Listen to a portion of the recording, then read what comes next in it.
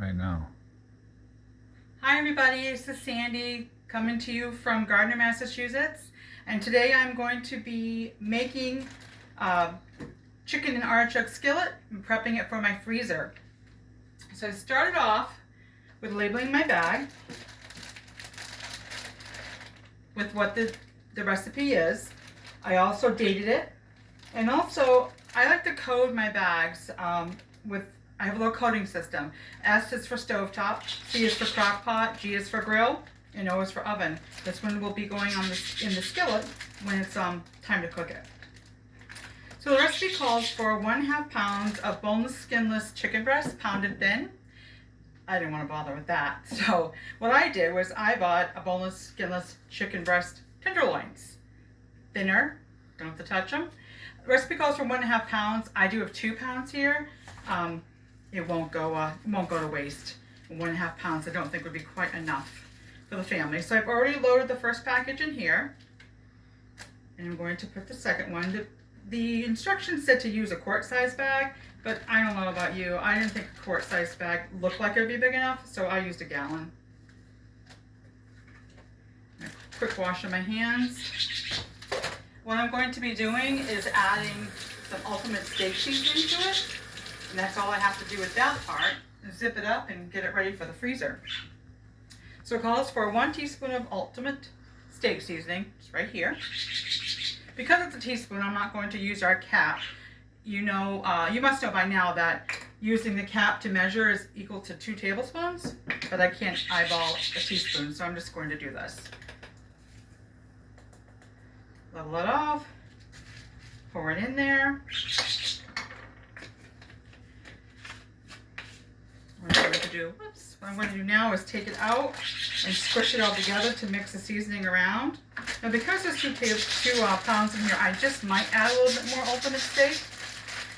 I haven't zipped it yet, if you noticed, because right now it's easy for me to kind of manipulate the bag. I am going to add a little bit more because that doesn't look like quite enough. So I think I will add 1 more teaspoon, or maybe just under a teaspoon. Yeah, like 1.5 teaspoons. So what I'm going to do now is I'm going to zip it up, let out as much air as I can, so that allows me the ability to squish it all around, massage it, get that seasoning in there, all that goodness. And then what I'm going to do is throw this in the freezer. Sometimes what I will do also is add a little bit of oil, avocado oil, but olive oil if you don't have avocado oil. In fact, I'm waiting for mine to come in the mail, so my cooking right now is being done with olive oil. I'm just going to, again, just mix it all around. So all you really want to do is incorporate the seasoning, get it on all the chicken. Then on cooking day, you're going to brown it up in the skillet. So that's when the oil will come into play. Okay, I'm going to let as much air out as I can, because if you don't know by now, air is not your friend when it comes to freezing. It will cause freezer burn and make your food not taste so great. So there's the first bag. The second part of this is a little bit more involved. So calls for coconut milk. 1 13.5 ounce can of whole coconut milk. So I went ahead and opened that because I was having a little bit of issues with my can opener. I didn't think you needed to see me fight with it.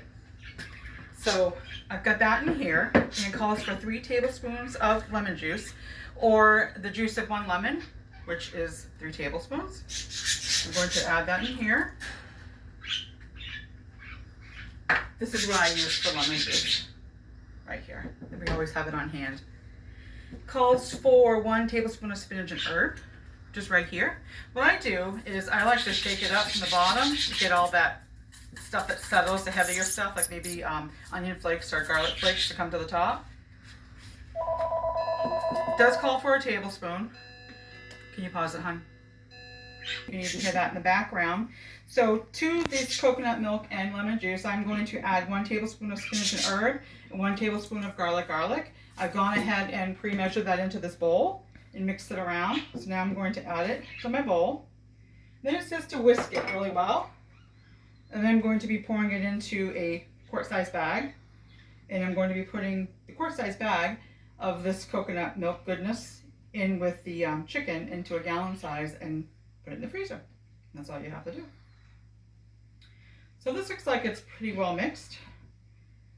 So I'm going to go ahead and put my whisk in the sink and see how we can get all of this. This is my stand. When I do freezer meal workshops, my hostess gets to take one of these things home, and it holds the bag steady. Or you can use a bowl, which is how I started off, was using a bowl.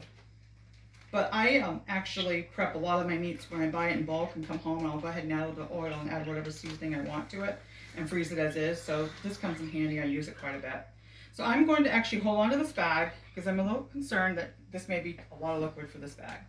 So I'm going to go ahead and pour it in.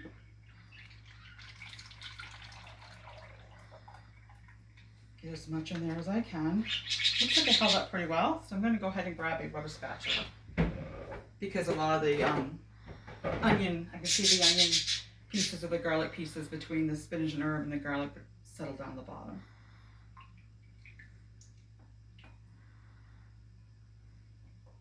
There.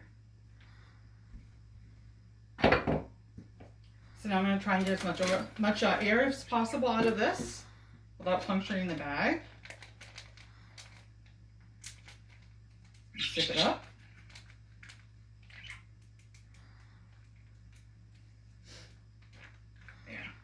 This is a gallon size bag. I didn't write on the outside of this because I did write on the outside of this one. You can see through it. But I did, to show you again, I did write the name of the recipe on the front and I dated it. Now I'm going to put this into my gallon size bag.